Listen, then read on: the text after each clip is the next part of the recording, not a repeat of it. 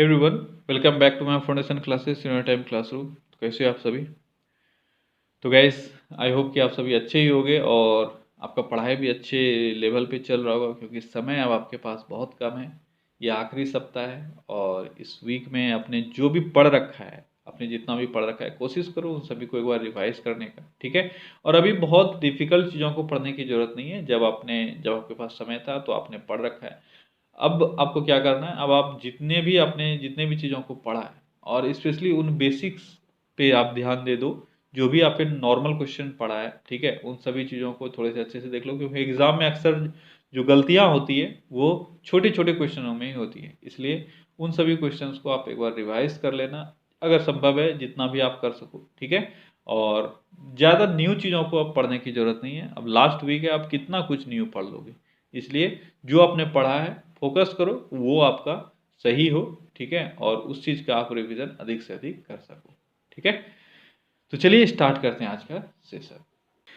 तो आज का हमारा पहला क्वेश्चन है, किस अनुच्छेद के तहत व्यक्ति को अपने धर्म के लिए संस्थाओं की स्थापना का अधिकार है। अब देखो, धर्म से संबंधित आपको सबसे पहले पूछा जाता है अनुच्छेद कहाँ से लेकर कहाँ तक है। तो आप जानते हो धर्म से संबंधित अनुच्छेद 25 से लेकर 28 तक है। लेकिन यहाँ आपसे क्या पूछा जा रहा है, आपको ध्यान से आंसर करना है, आप 25 मार्क के मत निकल जाना। आपसे क्वेश्चन पूछा जा रहा है कि धर्म के लिए संस्थाओं की स्थापना का अधिकार किस अनुच्छेद में, किस अनुच्छेद में। तो यह है अनुच्छेद 26 में। अच्छे से इसको याद रखना, ठीक है। 25 में क्या है, धर्म की सिलेक्शन की आज़ादी। आप कौन से धर्म को फॉलो करोगे, इसकी आज़ादी आपको है अनुच्छेद 25 के तहत। 26 में क्या है, 26 में आप धर्म के प्रगति के लिए कोई भी संस्था बना सकते हो और उसको मेंटेन कर सकते हो। 27 में क्या है, धर्म के लिए या धार्मिक फील्ड में जो भी धन अर्जित होते हैं वो टैक्स फ्री होते हैं, ये अनुच्छेद 27 में कहा गया है। 28 में क्या है, यहाँ है धार्मिक शिक्षा, ठीक है। धार्मिक शिक्षा नहीं दी जाएगी, कोई भी अगर इंस्टीट्यूशन है उसमें धार्मिक शिक्षा नहीं दी जाएगी, ये 28 में कहा गया है। तो ये है तीनों, आपको याद रखना है, आप इसको भूलना मत। अगला क्वेश्चन क्या है, निम्न में से किस वाद में यह कहा गया था कि प्रस्तावना संविधान का अंग नहीं है। ध्यान से क्वेश्चन पढ़ो और आंसर करो। किस वाद में, किस केस में यह कहा गया था कि प्रस्तावना संविधान का अंग नहीं है। किसमें कहा गया था, तो ये कहा गया था बेरूबारी वाद में। किसमें, बेरूबारी वाद में। और ये जो बेरूबारी वाद हुआ था, इसमें आपको दो तीन चीजें यहाँ से याद रखनी है कि कब ये कहा गया था कि ये प्रस्तावना का अंग नहीं है, कब ये कहा गया था कि ये प्रस्तावना का अंग है। तो बेरूबारी वाद कब हुआ था, ये हुआ था 1960 में, और इसमें कहा गया था प्रस्तावना संविधान का अंग नहीं है। सबसे पहले कौन सा केस आया इसमें से, सबसे पहले आया यूनियन ऑफ इंडिया बनाम मदन गोपाल केस। ये आया था 57 में, ठीक है, 1957 में। और इसमें कहा गया था प्रस्तावना को न्यायालय में प्रवर्तित नहीं किया जा सकता है, ठीक है। फिर 60 में बेरोबारी केस आया, इसमें कहा गया यह संविधान का अंग नहीं है। और फाइनली 73 में केशवानंद भारती बनाम केरल राज्य, ये 1973 में आया, और इसमें कहा गया कि संविधान का अंग है प्रस्तावना, लेकिन इसके मूल ढांचे में परिवर्तित नहीं किया जा सकता है। और रेस्ट ढांचे में, मतलब अगर उसमें सरकार चाहे तो पब्लिक वेलफेयर में कुछ फेरबदल कर सकती है, लेकिन मूल ढांचे में परिवर्तन नहीं आने चाहिए। तो ये है तीनों केस का जो सारा बोल सकते हो वो। अगला क्वेश्चन है, टुंड्रा एवं शीत प्रधान क्षेत्रों में पाई जाने वाली वनस्पति कौन सी है। टुंड्रा एवं शीत प्रधान क्षेत्र में पाई जाने वाली वनस्पति कौन सी है, यह है क्रायोफाइट। जो टुंड्रा और शीत प्रधान क्षेत्र में जिस तरह के वनस्पति पाए जाते हैं उसको कहा जाता है क्रायोफाइट, ठीक है। और यहाँ पे क्या दिख रहा है, ट्रोपोफाइट। ट्रोपोफाइट ट्रॉपिकल जोन यानी उष्णकटिबंधीय क्षेत्र में जो पाया जाता है आपका वनस्पति, उसको ट्रोपोफाइट कहा जाता है। क्रायोफाइट हो गया। लिथोफाइट कहाँ पाया जाता है, लिथोफाइट चट्टानों पर उगने वाली वनस्पति को लिथोफाइट कहा जाता है। और मेसोफाइट कहाँ के वनस्पति को कहा जाता है, तो मेसोफाइट जो है यह है शीतोष्ण क्षेत्र में पाए जाने वाले वनस्पति। अगला क्वेश्चन है एंटलीज का मोती उपनाम किसको दिया गया है? एंटलीज का मोती, एंटलीज का मोती किसको कहा जाता है? तो एंटलीज का मोती उपनाम जो दिया गया है वो दिया गया है क्यूबा को। किसको दिया गया है? क्यूबा को एंटलीज का मोती कहा जाता है। अगला क्वेश्चन है आजाद हिंद फौज के अधिकारियों पर चलाए गए राजद्रोह के आरोप में आजाद हिंद फौज के अभियुक्तों की तरफ से निम्न में से किसने पैरवी नहीं की थी? बहुत ही अच्छा क्वेश्चन। आजाद हिंद फौज के अधिकारियों पर जो केस चलाया गया था देशद्रोह का, उसमें आपको ये बताना है कि जो अधिकारी थे उनका पैरवी किसने नहीं किया था। यानी यहां से आपको ये चीज पता होनी चाहिए किन किन लोगों ने उन सभी अधिकारियों का पैरवी किया था उस केस में। तो क्या होगा यहाँ पे सही आंसर? सबसे पहले वो बता दो। सही आंसर है बी आर अम्बेडकर। ठीक है, तो आजाद हिंद फौज के जितने भी अधिकारी थे उनकी तरफ से जो पैरवी किया गया था वो जवाहरलाल नेहरू, भोला भाई देसाई और तेज बहादुर सप्रू, ये सब थे। और एक और नाम था के एन काटजू। ठीक है, के एन काटजू। तो ये चार लोग थे जिन्होंने क्या किया था, इन लोगों का पैरवी किया था। तो नाम याद रखो, जवाहरलाल नेहरू, भोला भाई देसाई, तेज प्रताप सप्रू और के एन काटजू, इन सभी ने किया था। और ये जो केस चलाया गया था ये 1945 में चलाया गया था और लाल किले पर चलाया गया था। ठीक है, वहीं पे इन पर ये केस चला और जो वायसराय थे उन्होंने लास्ट में जब सारा पैरवी वगैरह सब चीज हो गया तो लास्ट में इनको माफ कर दिया था। ठीक है, अगला क्वेश्चन है 1942 के कांग्रेस बैठक की अध्यक्षता किसने की थी? 1942 के कांग्रेस बैठक की अध्यक्षता किसने की थी? किसने की थी? तो ये क्या गया था, अबुल कलाम आजाद के द्वारा। और ये कहाँ हुआ था ये बैठक? ये हुआ था बम्बई के ग्वालियर टैंक में। ठीक है, और आप जानते हो 1942 में ही भारत छोड़ो आंदोलन का प्रस्ताव पारित हुआ और भारत छोड़ो आंदोलन की शुरुआत ग्वालियर टैंक मैदान से ही हुई थी। अगला क्वेश्चन है महात्मा गांधी किसका मुकदमा लड़ने के लिए अफ्रीका गए थे? महात्मा गांधी किसका केस लड़ने के लिए अफ्रीका गए थे? किसका? तो महात्मा गांधी अब्दुल्ला सेठ, एक बिजनेसमैन था अब्दुल्ला सेठ, तो इसका केस लड़ने के लिए कहाँ गए थे? ये गए थे साउथ अफ्रीका। ठीक है, कब गए थे? 1893 में। अगला क्वेश्चन है 1857 की क्रांति में अजीमुल्लाह कहाँ के नायक थे? किस जगह से नायक थे अजीमुल्लाह 1857 के क्रांति में? कहाँ से थे अजीमुल्लाह? तो अजीमुल्लाह फतेहपुर से थे। कहाँ से? फतेहपुर से। फैजाबाद, इलाहाबाद, लखनऊ, ये सब जगह भी इंपॉर्टेंट है। बताओ फैजाबाद से कौन क्रांतिकारी का जो गुट था उसका नेतृत्व किसने किया था? फैजाबाद से।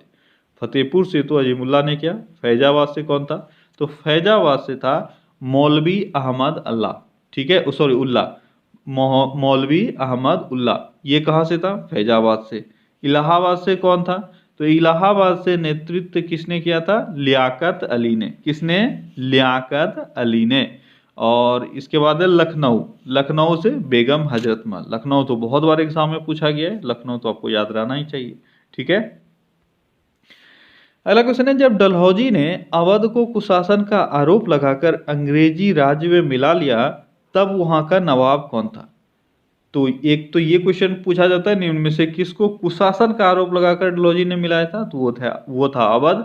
लेकिन यहां आपसे पूछा गया तभी अवध का नवाब कौन था? कौन था उस वक्त अवध का नवाब? उस वक्त अवध का नवाब था वाजिद अली शाह। कौन था?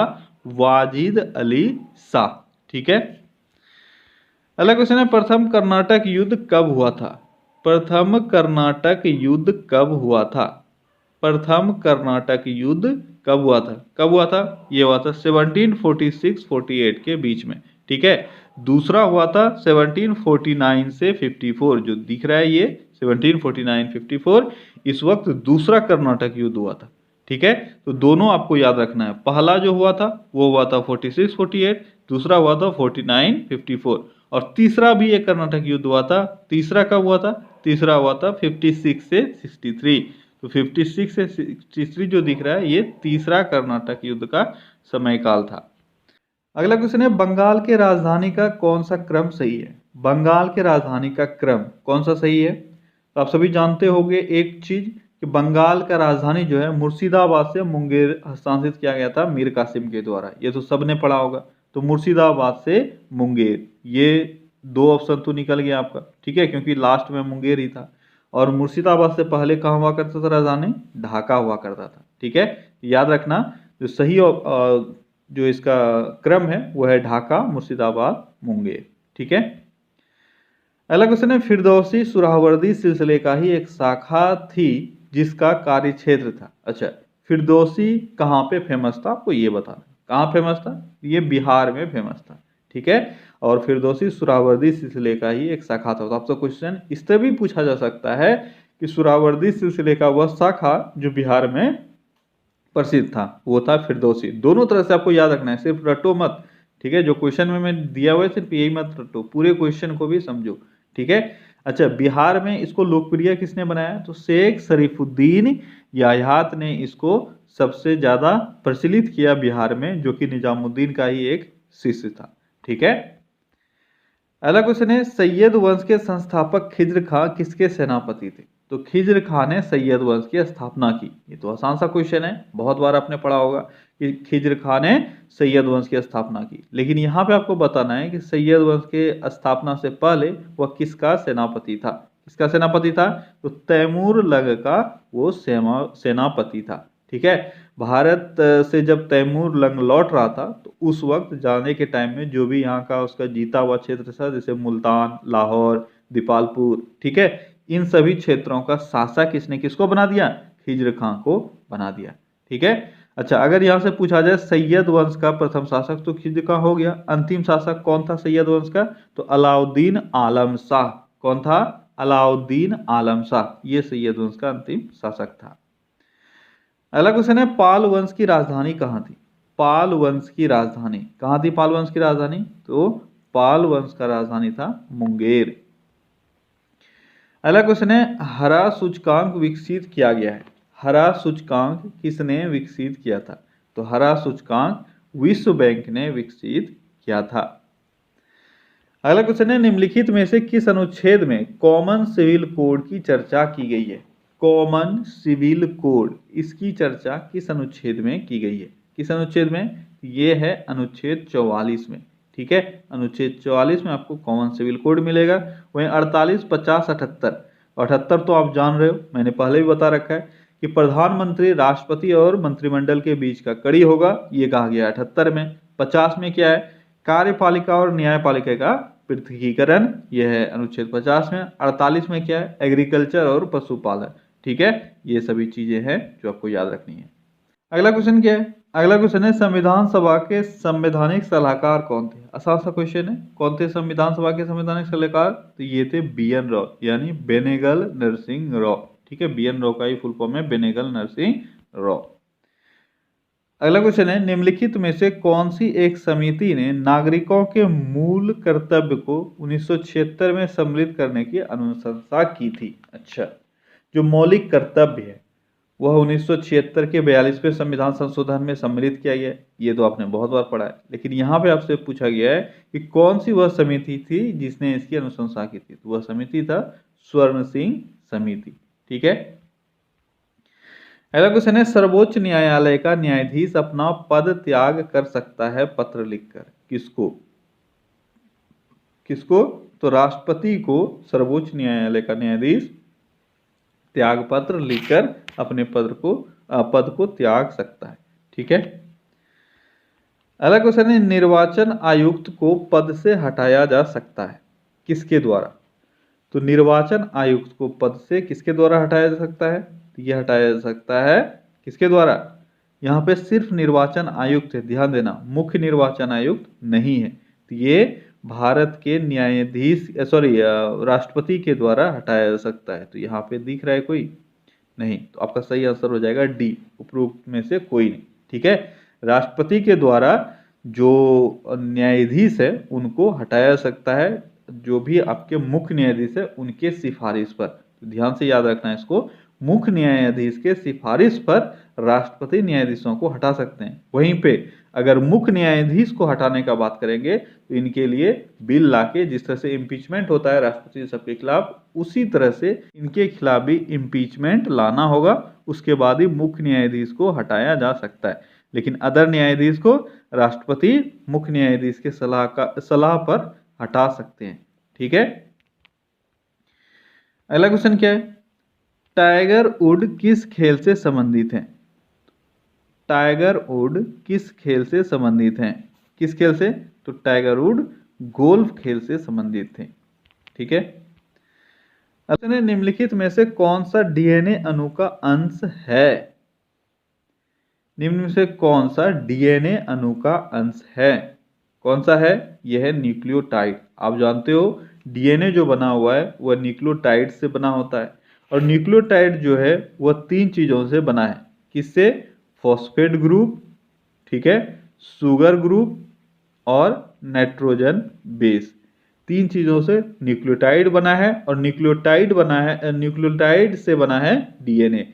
ठीक है, अब इन 3 चीजों में से अगर नाइट्रोजन बेस का बात किया जाए, ये भी 3 चीजों से बना हुआ है। क्या है? एडेनिन, थायमिन, 4 चीजों से, 3 चीजों से नहीं, एडेनिन, थायमिन, ग्वानिन और साइटोसिन। ठीक है, ये 4 चीज, ये जो 4 बार बार इससे क्वेश्चन आते हैं, निम्न में से क्या डीएनए में पाया जाता है, क्या आरएनए में पाया जाता है, तो वहां से याद रखना नाइट्रोजन बेस जो है डीएनए का वो 4 चीजों से बना हुआ है, एडेनिन, ग्वानिन, थायमिन और साइटोसिन। ठीक है,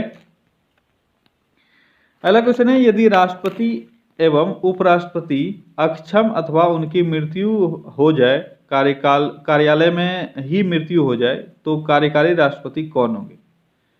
क्या क्वेश्चन है? अगर राष्ट्रपति और उपराष्ट्रपति दोनों एक साथ अपने पद से विलुप्त हो जाए किसी भी तरीके से, दोनों में से कोई उपलब्ध नहीं है, तो कार्यकारी राष्ट्रपति सर्वोच्च न्यायालय के मुख्य न्यायाधीश होंगे। ये जानते हो आप। ठीक है, किस अनुच्छेद के तहत ये होंगे, ये आप मुझे बताओ। किस अनुच्छेद के तहत वे ये कार्य करेंगे? कौन सा अनुच्छेद है? वो अनुच्छेद है 70। इसके तहत यह कार्यकारी राष्ट्रपति के तौर पर कार्य करते हैं। अगला क्वेश्चन है, अनुवांशिकी के जनक कौन हैं? अनुवांशिकी के जनक हैं मेंडल। अगला क्वेश्चन है, सरस्वती सम्मान के प्रथम विजेता कौन थे? सरस्वती सम्मान के प्रथम विजेता कौन हुए? हरिवंश राय बच्चन सरस्वती सम्मान के प्रथम विजेता हुए, और इनको यह पुरस्कार 1991 में मिली थी। अगला क्वेश्चन है, छोटी माता डैश विषाणु से होता है? छोटी माता कैसे विषाणु से होता है? बहुत ही अच्छा क्वेश्चन है। सबसे पहले छोटी माता किस विषाणु से होता है? तो वेरियोला। ठीक है, विषाणु का नाम है, आप जानते हो। लेकिन यह कैसी विषाणु है? डीएनए या आरएनए? मैंने आपको पहले बताया हुआ है कि विषाणु में जो हेरिडिटी कैरेक्टर्स होते हैं वो ट्रांसफर या तो डीएनए के द्वारा किया जाता है या आरएनए के द्वारा किया जाता है, और अगर हमारे में पूछा जाए तो हमारे में सिर्फ डीएनए से किया जाता है। ठीक है, तो वेरियोला वायरस जो है वह है एक डीएनए विषाणु। तो ये भी एक अच्छा क्वेश्चन था। अगला क्वेश्चन है, योग्यता की उत्तरजीविता शब्द किसके द्वारा गढ़े गए हैं? ये भी एक अच्छा क्वेश्चन है जहां पे आप एग्जाम में गलती कर सकते हो। जैसे ही योग्यता की उत्तरजीविता आप देखोगे, आप डार्विन मार के निकल जाओगे, जो कि यहाँ पे गलत हो जाएगा। अगर योग्यता की उत्तरजीविता सिद्धांत पूछा जाए तो आपका आंसर होगा डार्विन, लेकिन ये शब्द किनके द्वारा गढ़े गए थे अगर ये पूछा जाए तो हर्बर्ट स्पेंसर होगा सही आंसर। ठीक है, तो हर्बर्ट स्पेंसर ने योग्यता की उत्तरजीविता ये टर्म गढ़ा था, लेकिन ये सिद्धांत जो दिया था वो दिया था डार्विन ने। अगला क्वेश्चन है, निम्नलिखित में से किसका साधारण नाम लकड़ी है? साधारण नाम लकड़ी किसका है? इनमें से किसका है? यह है गौन दारू। ठीक है, या इसको सेकेंडरी जाइलम के रूप में हम लोग जानते हैं। तो सेकेंडरी जाइलम जो है इसी को लकड़ी के रूप में जानते हैं, हिंदी में उसी को गौन दारू लिखा गया है। अगला क्वेश्चन है, अकबर श्री कलम की उपाधि निम्न में से किसको दी थी? अकबर ने, ठीक है, ने यहाँ पे छूटा हुआ है, श्री कलम का भी शायद स्पेलिंग गलत है। ठीक है, श्री कलम। ठीक है, अकबर ने श्री कलम की उपाधि किसको दी थी? अकबर ने श्री कलम की उपाधि किसको दी थी? किसको दी थी? अब्दुल सम्मद को श्री कलम की उपाधि दी थी। देखो दो उपाधि दिया गया था, श्री कलम और जड़ी कलम। ठीक है, तो जड़ी कलम दिया गया था मोहम्मद हुसैन कश्मीरी को जड़ी कलम और अब्दुल सम्मद को श्री कलम।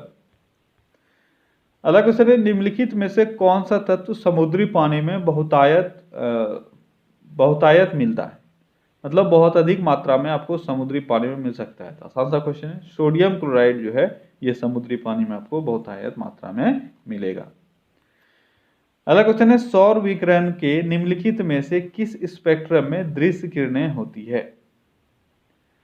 सौर विकिरण के निम्नलिखित में से किस स्पेक्ट्रम में दृश्य किरणें होती है, किस स्पेक्ट्रम में, तो द्वितीय स्पेक्ट्रम में ये दृश्य किरणें मिलेंगी। अगला क्वेश्चन है, निम्नलिखित विद्युत चुंबकीय तरंगों में से न्यूनतम लंबाई किसकी होती है। जो भी आपको दिए हुए विद्युत चुंबकीय तरंग, इसमें से न्यूनतम लंबाई किसकी होगी, किसकी होगी, तो गामा किरण की। ये मैंने बहुत बार आपको बता रखा है। अगला क्वेश्चन है, भारतीय पर्यावरण कानून में डैश एक ऐतिहासिक मामला था। इस मामले में भारतीय उच्चतम न्यायालय ने कहा कि वायु, समुद्र और वन जैसे संसाधन समग्र मानव जाति के लिए अत्यधिक महत्वपूर्ण है, अतएव इन्हें किसी की निजी संपत्ति का विषय बनाना पूरी तरह से अनुचित है।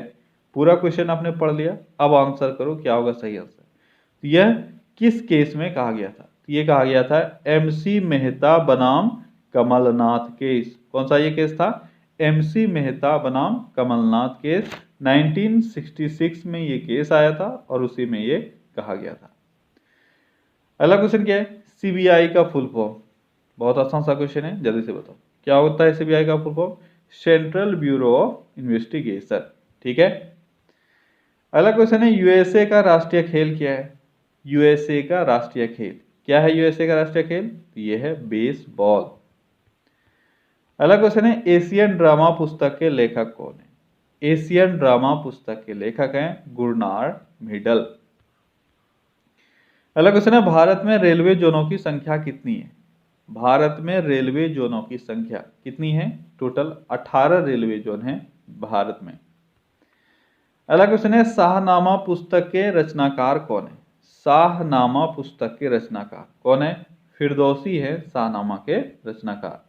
अगला क्वेश्चन है, भारतीय उपमहाद्वीप मूलतः एक विशाल भूखंड का भाग था जिसे कहते हैं, यानी भारतीय उपमहाद्वीप जो है वह किस खंड का हिस्सा है। बहुत बार आपने ये भी पढ़ रखा होगा, क्या होगा सही आंसर, गोंडवाना लैंड। ठीक है, भारतीय उपमहाद्वीप जो है यह गोंडवाना लैंड का हिस्सा है। अगला क्वेश्चन है, नौकरेक वन्यजीव अभ्यारण्य कहाँ है। नौकरेक वन्यजीव अभ्यारण्य कहाँ है, कहाँ है नौकरेक, ये है मेघालय में। अगला क्वेश्चन है, भारत में निम्नलिखित में से कौन सी पर्वत श्रेणी केवल एक ही राज्य में फैली है। इन चारों में से कौन सा वो पर्वत श्रेणी है जो केवल एक राज्य में आपको मिलेगा, कौन है वो है अजंता। अजंता केवल एक राज्य महाराष्ट्र में ही आपको मिलेगी। अगला क्वेश्चन है, हुगली को बंगाल की खाड़ी में समुद्र लूटपाट के लिए किसने अड्डा बनाया था। हुगली नदी को बंगाल की खाड़ी में लूटपाट के लिए अड्डा बनाया गया था, किसके द्वारा, यह बनाया गया था पुर्तगालियों के द्वारा। अगला क्वेश्चन है, मौर्य काल में किसके नेतृत्व में जैन धर्मावलंबी दक्षिण की ओर प्रवास पर गए। मौर्य काल में आपको पता है कि जो मगध एरिया है वहां पे भारी अकाल पड़ा था और उसके बाद जो जैन धर्मावलंबी हैं, जो जैन फॉलोअर्स हैं, वो दो गुटों में बट गए थे। एक जो वहीं पे रुके यानी मगध में ही रुके और दूसरा जो साउथ चले गए कर्नाटक की तरफ। ठीक है, तो आपको ये बताना है किसके नेतृत्व में वो लोग साउथ गए थे। तो स्थूल भद्र जो था, सॉरी स्थूल बाहु, ठीक है, स्थूल बाहु नहीं स्थूल भद्र नाम था। ठीक है, स्थल बाहु यहाँ पे है, चलो कोई भी नहीं, उससे तो हमको मतलब भी नहीं है। ठीक है, नाम क्या था, स्थूल भद्र। ठीक है, स्थूल भद्र के नेतृत्व में कहाँ पे रुक गया, मगध में ही, क्योंकि वो स्थूल था तो वो मूव ही नहीं कर पाया, वो स्थूल स्थिर रह गया। ठीक है, और भद्रबाहु के नेतृत्व में एक टीम क्या हुआ, ये लोग चला गया कर्नाटक की तरफ। ठीक है, तो आपका सही आंसर हो जाएगा भद्रबाहु। अगला क्वेश्चन है, कौसंबी किसकी राजधानी थी। कौसंबी किसकी राजधानी थी, किसकी राजधानी थी, तो वत्स की राजधानी थी कौसंबी। अगला क्वेश्चन है, ब्राह्मी लिपि का किसने पहली बार विकुटीकरण किया था? ब्राह्मी लिपि का किसने पहली बार विकुटीकरण किया था? यहाँ से दो क्वेश्चन आपसे पूछे जाते हैं। एक तो विकुटीकरण पूछा जाएगा, यानी इसको डेसिफर पहली बार किसने किया था, यानी इसको पढ़ा किसने था पहली बार।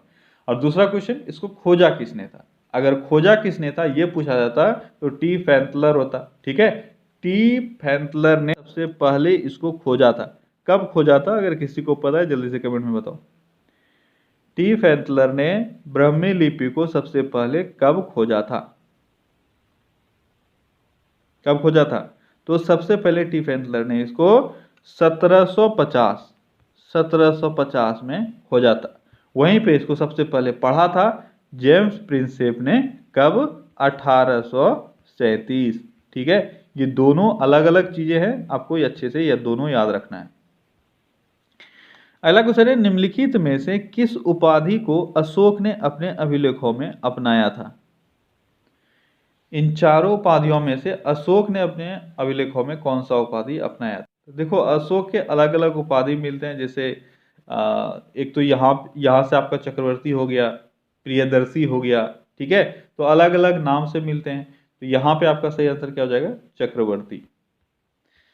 अगला क्वेश्चन है, परिभोजिका स्तूप किससे संबंध है? परिभोजिका स्तूप किससे संबंध है? परिभोजिका स्तूप जो है वह बुद्ध द्वारा इस्तेमाल की गई वस्तुओं से संबंधित है।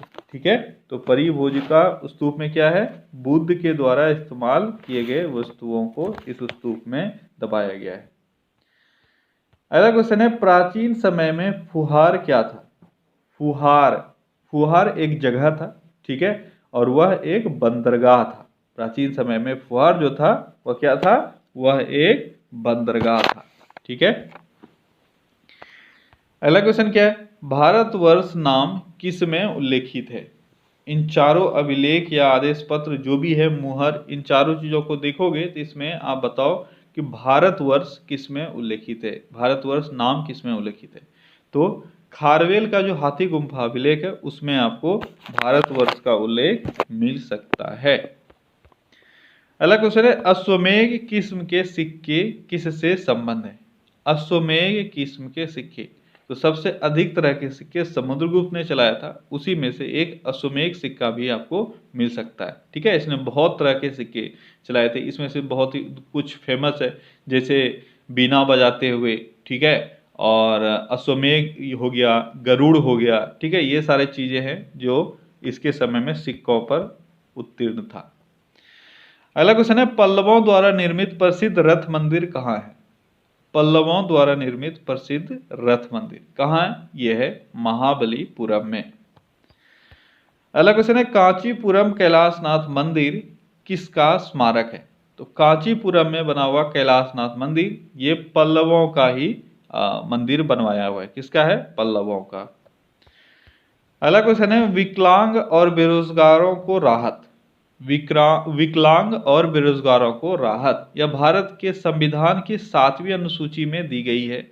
आपको यह बताना है किस सूची में ये सूचीबद्ध है। अच्छा क्वेश्चन है, विकलांग और बेरोजगारों को राहत यह किस सूची में सूचीबद्ध है?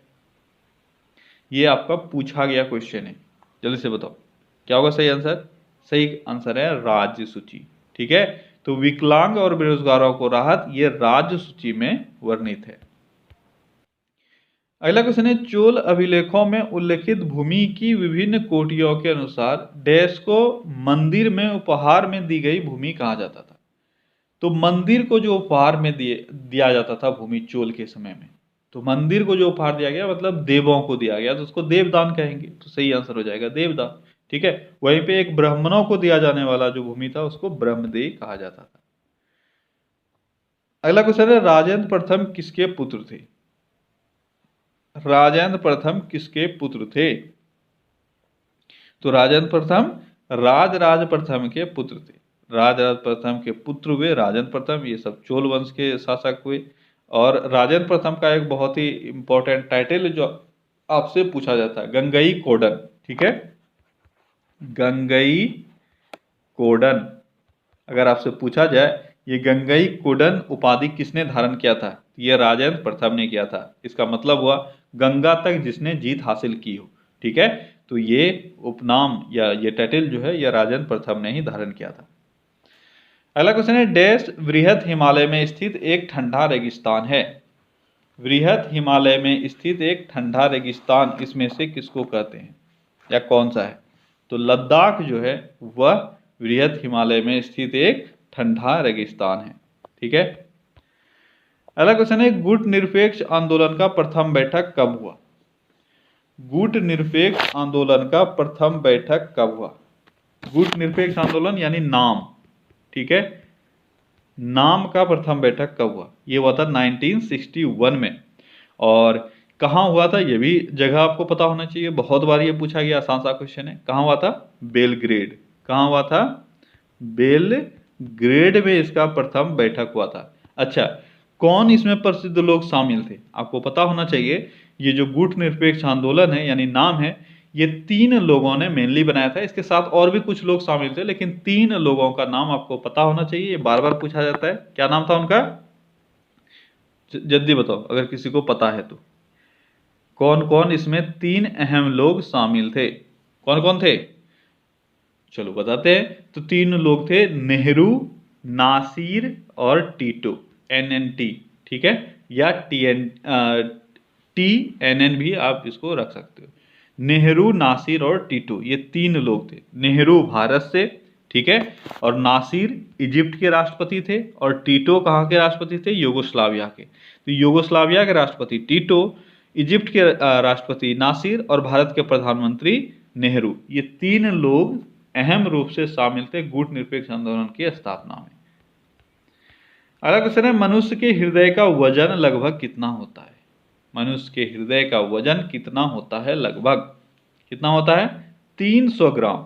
ठीक है, मनुष्य के हृदय का वजन 300 ग्राम होता है, और ये 4 कोष्ठकों में बटा रहता है। ठीक है, 2 भाग मेनली आप याद रखोगे तो आपका बहुत आसान हो जाएगा इसको याद रखना। सबसे पहले दायां भाग और ये बायां भाग। ठीक है, इसको लेफ्ट बोल सकते हो और इसको राइट बोल सकते। सॉरी, मैंने गलती कर दिया। हृदय को 4 भागों में आपने बांटा, और ये है आपका राइट और ये है लेफ्ट। ठीक है, हृदय का। अब इसमें ये पूछा जाता है कि ऑरिकल और वेंट्रिकल जो है वह कहाँ होता है? कहाँ होता है? तो आपका ऊपर जो है वह है ऑरिकल और नीचे जो है वह है वेंट्रिकल। ठीक है, ये आप याद रखोगे तो आपको काम आएगा, क्योंकि बहुत बार हृदय से ये क्वेश्चन पूछा जाता है कि आपको जो ब्लड मिल रहा है वह हृदय के किस भाग से आता है, और हृदय तक जो आपका अशुद्ध ब्लड पहुंच रहा है वह किस भाग में पहुंचता है। ये याद रखना जरूरी है। अब इसलिए ये मैंने बताया क्योंकि याद रखना, हृदय के बाएं भाग में हमेशा शुद्ध ब्लड होता है। किस भाग में? बाएं भाग में। बस जितना मैं बता रहा हूं उतना ही याद रखना, आपका काम हो जाएगा। तो अगर बाएं भाग में, लेफ्ट भाग में शुद्ध ब्लड होता है तो आपको निकलेगा, मतलब आपके शरीर तक पहुंचेगा यहीं से। तो याद रखना, जो लेफ्ट वेंट्रिकल है, इसको हिंदी में ऑरिकल को बोलते हैं अलिंद और वेंट्रिकल को बोलते हैं निलय। तो जो बायां निलय है वहां से आपके शरीर तक शुद्ध ब्लड पहुंचता है, और जो दायां अलिंद है यहाँ पे आपके शरीर से अशुद्ध ब्लड आता है। बस इतना ही याद रखो। बहुत ज्यादा मैं बोलूंगा तो आप बोलोगे सर पका रहे हो। ठीक है, चलो इतना याद रखो, बहुत बार ये क्वेश्चन आपसे पूछा जाता है। अगला क्वेश्चन है, भारत में पुरुषों की कुल जनसंख्या कितनी है?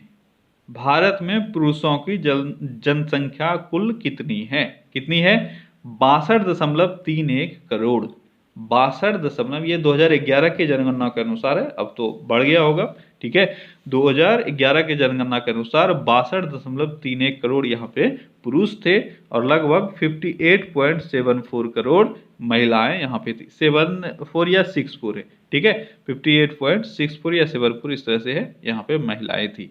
अगर परसेंटेज में पूछा जाए तो लगभग 52% पुरुष हैं और वही 48% के आसपास महिलाएं हैं। हो सकता है आपको पॉइंट में थोड़ा सा ऊपर नीचे मिले। ठीक है, 52 के जगह आपको 51.96 या इस तरह से कुछ मिल सकता है। तो एग्जैक्टली आपको याद रखना जरूरी नहीं है। आप थोड़ा सा अगर ऊपर नीचे कर दोगे तो कोई दिक्कत नहीं है, आपको ऑप्शन में इतना भी करीबी मामला आपका नहीं रहेगा। ठीक है, तो 52% के आसपास मेल है और 48% के आसपास फीमेल। अगला क्वेश्चन है, जम्मू कश्मीर राज्य दो केंद्र शासित प्रदेश जम्मू कश्मीर एवं लद्दाख के रूप में विभाजित हो गया है। अब आपको यह बताना है कब हुआ ये सब कांड, कब हुआ था? 31 अक्टूबर 2019 को जम्मू कश्मीर दो केंद्र शासित प्रदेशों में विभाजित हो गया था। अगला क्वेश्चन है, हड़प्पा स्थलों की खुदाई में निम्नलिखित में से क्या नहीं मिला है? अच्छा, हड़प्पा स्थलों का जो खुदाई हुआ उसमें से इन चारों में से क्या नहीं मिला है? क्या नहीं मिला है?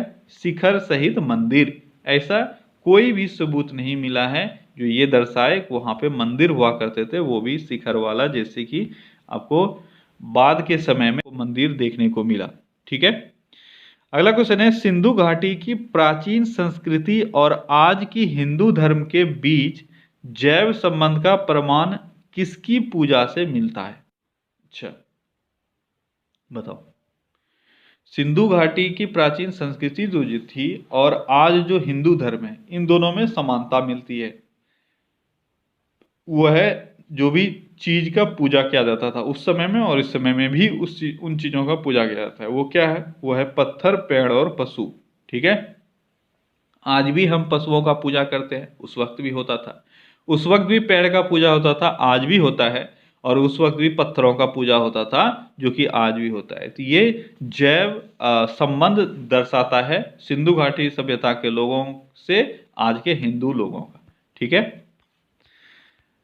अगला क्वेश्चन है, कौन सा वेद धार्मिक अनुष्ठानों से संबंध रखता है? धार्मिक अनुष्ठानों से संबंधित कौन सा वेद है? कौन सा वेद है? यहां पे भी आप अक्सर गलती करते हो, इसलिए याद रखना ऋग्वेद नहीं होगा, यजुर्वेद आंसर होगा। मैंने पहले ही बताया हुआ आपको, ऋग्वेद में मंत्रों का संकलन है। क्या है? मंत्रों का संकलन। और धार्मिक अनुष्ठानों का अगर पूछा जाए तो हो जाएगा यजुर्वेद।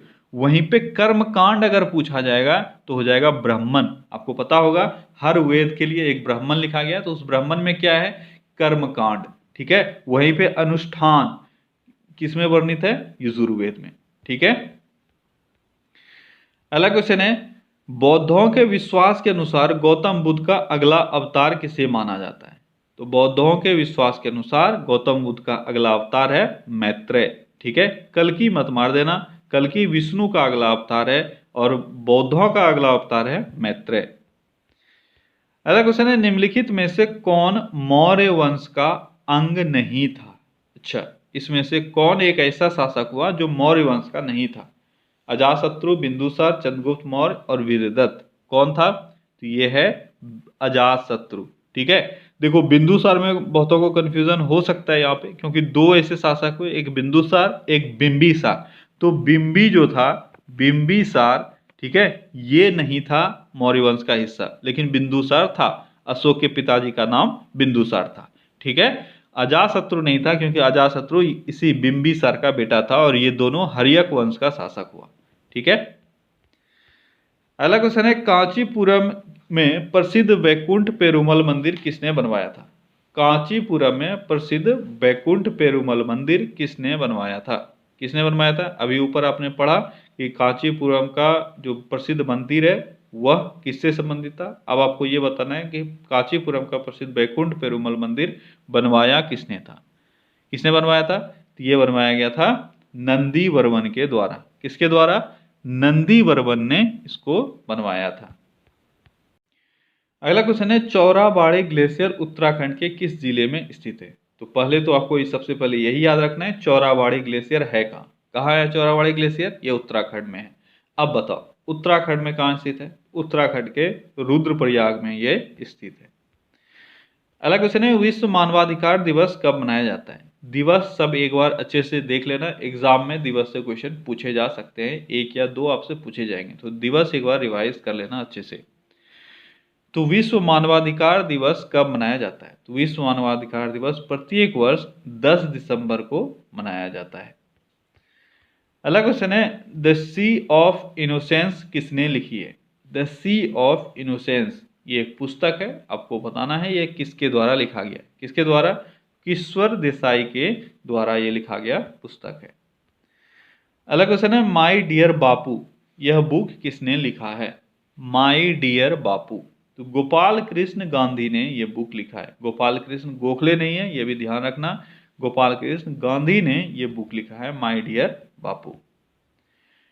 अगला क्वेश्चन है, राष्ट्रीय सेवा योजना का सिद्धांत वाक्य क्या है? राष्ट्रीय सेवा योजना का सिद्धांत वाक्य क्या है? मैं नहीं परंतु आप।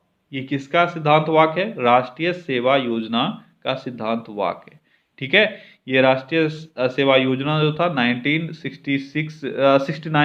1969 में इसको लाया गया था, और ये स्टूडेंट से संबंधित एक योजना था। जो 11-12 के स्टूडेंट है उनको उनके प्रोत्साहन के लिए और उनको अलग अलग फील्ड के जो नॉलेज है वो दिए जाए, एक समग्र शिक्षा उनको दिया जाए, इसके लिए ये स्टार्ट किया गया था राष्ट्रीय सेवा योजना। कब स्टार्ट किया गया था? 1969 में। ठीक है, और उसका आदर्श वाक्य था, मैं नहीं परंतु आप। तो कई जगह आपको यहाँ पे परंतु तुम भी मिल सकता है, तो सेम चीज हुआ।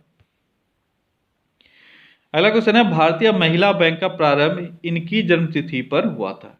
ये भी अच्छा क्वेश्चन है। भारतीय महिला बैंक, इसका प्रारंभ 2013 में हुआ था। किसके जन्मतिथि पर? इंदिरा गांधी के जन्मतिथि पर। कब पड़ता है? 19 नवंबर को। ठीक है, 19 नवंबर को भारतीय महिला बैंक शुरू हुआ और इंदिरा गांधी का वो जन्म दिवस था। अगला क्वेश्चन है, सर्वप्रथम त्रिस्तरीय पंचायती राज किस राज्य में अपनाया गया? ये भी एक ऐसा क्वेश्चन है जहां पे आप गलती करोगे। ए ऑप्शन कहां गया आपका? चलो ए ऑप्शन मैं देता हूं, बिहार। ठीक है, अब आंसर करो। सर्वप्रथम त्रिस्तरीय पंचायती राज किस राज्य में अपनाया गया? कहां अपनाया गया? तो लग रहा होगा आपको राजस्थान बहुतों को, लेकिन आंसर है सही मध्य प्रदेश। क्वेश्चन पे आपको ध्यान देना है। त्रिस्तरीय पंचायती राज नियम जब लागू हुआ, इसके बाद सबसे पहले मध्य प्रदेश में इसको अपनाया गया था। लेकिन वहीं पे सिर्फ पंचायती राज अगर पूछा जाता तो आंसर होता राजस्थान, क्योंकि आपको पता है 1959 में पंचायती राज व्यवस्था लागू हुआ और सबसे पहले 2 अक्टूबर 1959 को राजस्थान के नागौर जिला में पंचायती राज व्यवस्था लागू हुआ था। लेकिन वहीं पे त्रिस्तरीय पंचायती राज व्यवस्था की बात किया जाए, या संवैधानिक दर्जा जब पंचायती राज को मिल गया 1992-93 में, ठीक है, 73वां संविधान संशोधन के बाद, तो त्रिस्तरीय पंचायती राज व्यवस्था लागू हो गया। और उसके बाद सबसे पहले, मैंने आपसे शायद पहले भी क्वेश्चन पूछा हुआ है कि सबसे पहले इलेक्शन कहाँ हुआ? मध्य प्रदेश में हुआ, और वहीं पे सबसे पहले इस तरह के व्यवस्था को लागू किया गया था। ठीक है, अगला क्वेश्चन है, मगध की प्रथम राजधानी कौन सी थी? मगध की प्रथम राजधानी कौन सी थी? तो मगध की प्रथम राजधानी थी गिरिव्रज या राजगिरी। अगला क्वेश्चन है, अशोक के समय में कौन सी बौद्ध संगति हुई थी? अशोक के समय में सारे बौद्ध संगति इंपॉर्टेंट है, आप सभी को पता भी होगा, बहुत बार मैंने पढ़ा रखा है। अभी आपको बताना है अशोक के समय में कौन सा हुआ था। तीसरा बौद्ध संगति, ठीक है, पाटलिपुत्र मौगलीपुत्र अध्यक्ष इसका। ठीक है, किसके समय में? अशोक के समय में। अगला क्वेश्चन है, अंतरिम सरकार में प्रथम श्रम मंत्री कौन चुने गए थे? तो अंतरिम सरकार में प्रथम श्रम मंत्री चुने गए थे जगजीवन राम। अगला क्वेश्चन है, पारा विषाक्तता से निम्न में से कौन से रोग होते हैं? पारा विषाक्तता, ये क्वेश्चन शायद एक दिन और आया था और मुझे ऐसा लग रहा है शायद वहां पे मैंने उल्टा बता दिया था आपको। मैंने आपको बोला था कि इसमें क्वेश्चन में कंफ्यूजन होता है और मैंने ही शायद आपको उल्टा बता दिया था। तो पारा विषाक्तता से मीना माता होता है। ठीक है, शायद उस दिन मैंने मीना माता कैडमियम से बता दिया था, तो याद कर लो, फिर से एक बार इसको देख लो। पारा विषाक्तता से कौन सा बीमारी होता है? मीना माता। ठीक है, और कैडमियम से होता है इटाई इटाई। ठीक है, तो उस दिन हो सकता है मैंने उल्टा बोल दिया हो, तो याद रखना है आपको, पारा यानी मरकरी, मरकरी से मीना माता। ठीक है, मीना माता किससे होता है? मरकरी से। इटाई इटाई किससे होता है? कैडमियम से। ब्लू बेबी सिंड्रोम किससे होता है? नाइट्रेट से। ठीक है, और प्लम्बिस जो है यह होता है लेड से। ठीक है, तो आपको इस दोनों में कंफ्यूजन होता है, मीना माता और इटाई इटाई, तो दोनों को क्लियर कर लो। इटाई इटाई कैडमियम, मीना माता मरकरी। ठीक है, अगला क्वेश्चन है, ध्वनि ऊर्जा को विद्युत ऊर्जा में बदलते हैं। इन चारों में से कौन ऐसा है जो ध्वनि ऊर्जा को विद्युत ऊर्जा में बदलता है? कौन है वो है माइक्रोफोन। वहीं पे अगर विद्युत ऊर्जा को ध्वनि ऊर्जा में पूछा जाता तो आंसर होता लाउड स्पीकर। ठीक है, अगला क्वेश्चन है, जल तरंगें होती है। जल तरंगें कैसी तरंगें होती है? तो जल तरंगें तरंगदैर्घ्य और अनुप्रस्थ दोनों तरह की तरंगें होती है। क्योंकि आपको पता है कि आप मान लो स्थिर जल है, उसमें से आप कोई भी पत्थर का टुकड़ा फेंकते हो तो क्या होता है? एक यहाँ पे मूवमेंट होता है और एक जो नीचे वो पत्थर जाता है तो वहां पे मूवमेंट होता है। तो यहाँ पे दोनों तरह के वेव्स आपको देखने को मिल जाएंगे। अगला क्वेश्चन है, अय्यर बांध किस नदी पर बनाया गया है? अय्यर बांध किस नदी पर बनाया गया है? किस नदी पर, पद नहीं है पर है, किस नदी पर, ठीक है, ये यहां पे हो जाएगा पर बनाया गया है। तो अय्यर बांध बनाया गया है दामोदर नदी पर। किस नदी पर? दामोदर नदी पर स्थित है अय्यर बांध। अगला क्वेश्चन क्या है, किस राज्य की सरकार ने हाल ही में युवाओं के लिए मुख्यमंत्री युवा उद्यमी योजना शुरू किया है? मुख्यमंत्री युवा उद्यमी योजना किस राज्य सरकार के द्वारा शुरू किया गया है? बिहार सरकार के द्वारा यह शुरू किया गया है। अगला क्वेश्चन है, हाल ही में किस भारतीय को वर्ष 2021 का जापान का प्रतिष्ठित ग्रैंड फुकुओका पुरस्कार मिला है? ग्रैंड फुकुओका पुरस्कार ये जापान का प्रतिष्ठित सम्मान है। आपको बताना है किसको मिला है। किसको मिला है? ये मिला है पलागुम्मी साईनाथ को। किसको? पलागुम्मी साईनाथ को। अगला क्वेश्चन है, प्रतिवर्ष पूरे भारत में 29 जून को राष्ट्रीय सांख्यिकी दिवस किनके जन्म दिवस पर मनाया जाता है? तो सांख्यिकी दिवस, राष्ट्रीय सांख्यिकी दिवस प्रत्येक वर्ष हम लोग 29 जून को मनाते हैं। किसके जन्म दिवस पर? तो महालनोबिस का, ठीक है, जिसको पीसी महालनोबिस के नाम से हम लोग जानते हैं। पूरा नाम है प्रशांत चंद्र महालनोबिस। प्रशांत चंद्र महालनोबिस के जन्म दिवस पर मनाया जाता है। अगला क्वेश्चन है, हाल ही में जारी वर्ष 2021 के रिपोर्ट के मुताबिक कौन सा शहर कामगारों के लिए दुनिया का सबसे महंगा शहर बना है? तो कामगारों के लिए सबसे महंगा शहर है अशगाबाद। तुर्कमेनिस्तान की ये राजधानी है अशगाबाद, वही सबसे महंगी शहर बनी है। अगला क्वेश्चन है, WHO ने हाल ही में किस देश को मलेरिया मुक्त घोषित किया है? तो मलेरिया मुक्त घोषित किया गया है किसको? चीन को, ठीक है। अगला क्वेश्चन है, हाल ही में कौन भारतीय मूल के शतरंज खिलाड़ी दुनिया के सबसे युवा ग्रैंड मास्टर बने हैं? तो भारतीय मूल के हैं, भारतीय नहीं है, आपको याद रखना है। क्या नाम है इनका? अभिमन्यु मिश्र। ये USA के हैं, भारतीय मूल के नागरिक आप बोल सकते हो, और यह सबसे युवा ग्रैंड मास्टर बने हैं। अगला क्वेश्चन है, प्रत्येक वर्ष पूरे भारत में राष्ट्रीय चिकित्सक दिवस कब मनाया जाता है?